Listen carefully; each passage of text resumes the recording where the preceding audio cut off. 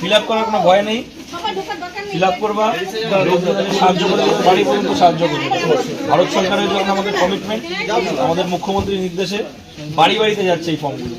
বাড়ি বাড়িতে গিয়ে ফিল আপ করে আমরা চাই স্বচ্ছতা আসুক। কেন কি এইবার গতকালকেই একটা ডেটা আসে যে 40 লক্ষ ভুয়ো ফর্ম ফিল আপ করা হয়েছে।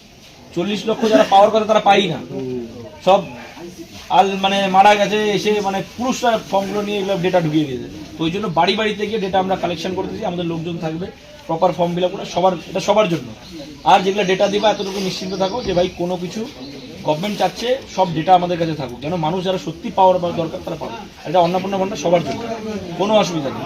বাড়ি থাকুক গাড়ি থাকুক সবার জন্য, মহিলাদের জন্য সবার, মহিলাদের জন্যই বানানো এই ফোনটা এইটা রাখো, ঠিক আছে? থাকবে